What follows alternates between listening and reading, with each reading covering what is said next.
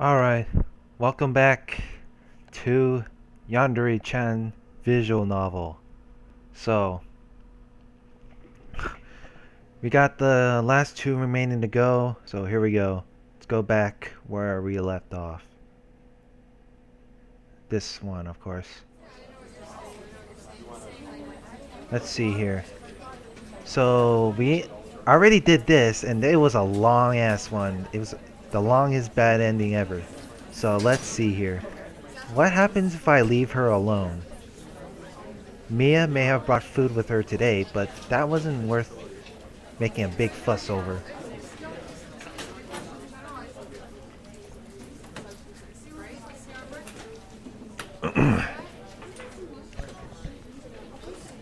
Oh, so that choice was the asshole way. I figured now wasn't the best time to try and get her to interact with the other kids. I needed to wait for a more opportune time to get things started. It wouldn't be right to just drag Mia over to our table and force her to socialize. That could cause her to shut down completely. This process needed to be handled very delicately. I needed some time to come up with a strategy. Maybe I should discuss it with the others at some point. Besides, Mia was already used to being alone. What difference would it really make if she ate by herself today as well? That being said, I went over and ate lunch with the other kids. And then, after a few minutes, I heard Mia stand up and walk out of the classroom. I guess she decided to go eat lunch in the library. I wonder if that was even allowed. Oh well, I'll see her again after lunch. And I almost forgot that we take the train together as well. Sorry, Mia. Please hang in there a little bit longer. Oh my goodness. After a while, I needed to go to the toilet.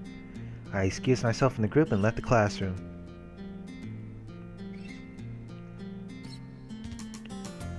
Pwah, much better. Nothing like getting out what you gotta get out. Oh boy.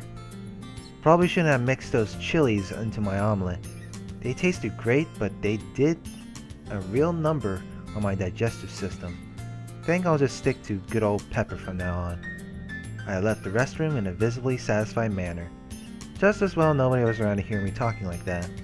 Nobody wants to hear someone talking about doing their own business, if you know what I mean. What? I stand corrected. Oh boy, she's here again. All of a sudden, I noticed Mia standing in front of an open window across from the restrooms. Damn it, again with the cat-like stealth. How the hell does she do that?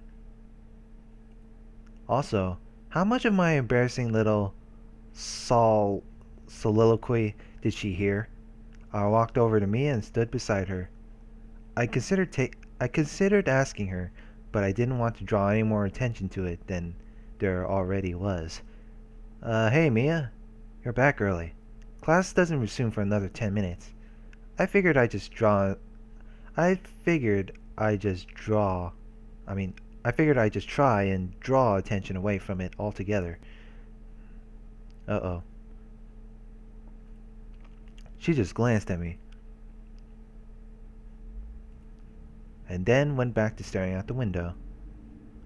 A light breeze blew through her hair.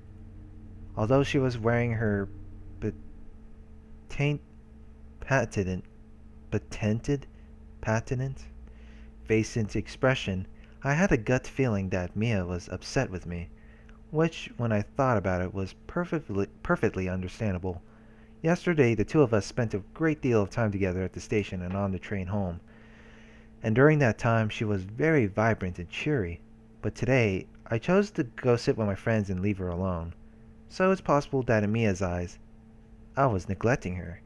As far as I knew, I was the only person in the whole school that she was comfortable with. That wasn't right.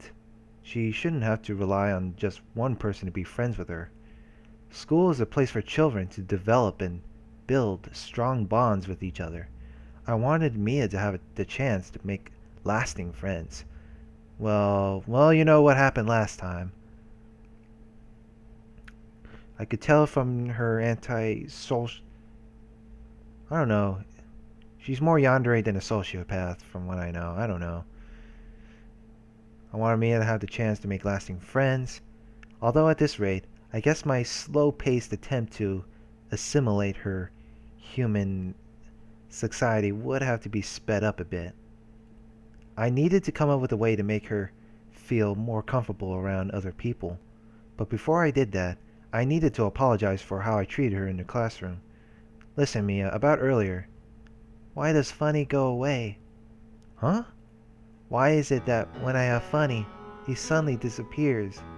How come he looks at me and then just vanishes without saying anything? Why do other people stay, but Funny always disappears? How come they don't disappear instead of Funny? Why don't they go away and leave us be? Why? Why is it this way, Funny? Tell me why it's like this. I want to know why. Tell me why, Funny. Mia? This girl was in far worse shape than I thought. I figured that she'd just feel a little neglected, but clearly I underestimated how bad things were for her. In the short time that Mia and I had been together, she had somehow managed to develop this huge obsession with me. Is that what a schoolgirl crush looked like? I've never been confessed to before, but I highly doubt it. I don't think this had anything to do with love.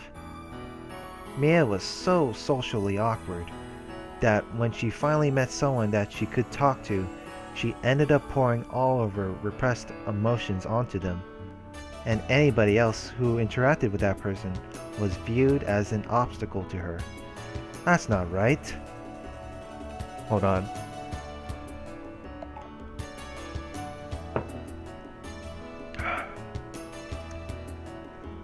This poor girl never learned how to properly interact with other people. Well, I was going to change that. I was going to help Mia learn how to interact with other people. I was going to make sure that when she graduated from this school, she would graduate alongside her friends. Call it chivalry, call it stupidity, call it whatever the hell you want, but I was going to do all that I could to help her. If only they'd disappear. Huh? If they all disappeared, then I could be together with Funny. As long as they're around, they won't let me be with Funny. If they won't disappear, I'll just have to make them disappear myself. Mia! Huh? Grip. Huh. Funny. Wait, what? Funny. That's wrong, Mia. That's just wrong. Huh? You shouldn't have to be alone all the time. You shouldn't have to resent other people because you think they're preventing you from talking to me. You're more than welcome to join in and be a part of the group. The best part about going to school is being able to make friends who will stay with you forever. I want to help you do that. I want you to know what it is to have friends. Hating people and wanting them to disappear. That's a terrible way to think. So please, don't say things like that anymore. Let me help make your time at this school enjoyable. Let me help you be truly happy, Mia. I was so wrapped up in my own monologue that I didn't even realize I had been holding Mia's small body tightly against my chest for the entire time that I had been talking. Sorry. Guess I got a little carried away there. I let go of her and began to step away. Grab. But she quickly wrapped her arms around me and pulled me back. What? But she quickly wrapped her arms and pulled me back. Mia? Mia looked up at me and smiled. Thank you, Funny. I always knew you cared. I knew you'd always be there for me. I wrapped my arms around her small body. Eh? Dummy, of course I'll be there for you. You think I'd go to all this trouble to help you if I didn't plan to stick around? Don't you worry, Mia. I'm going to do everything I can to help make your remaining days at school into happy ones. You already have, Funny. Huh? What do you mean?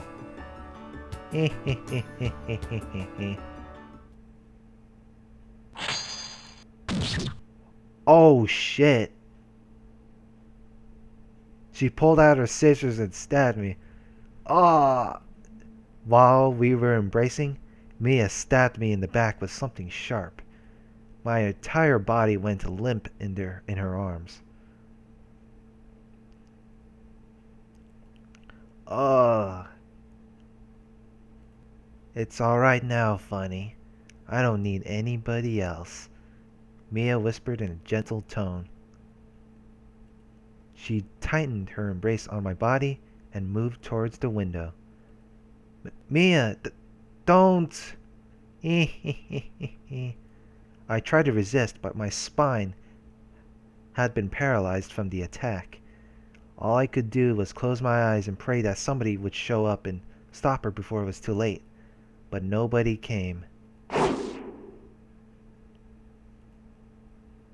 Suddenly, I could feel the wind blowing all around me.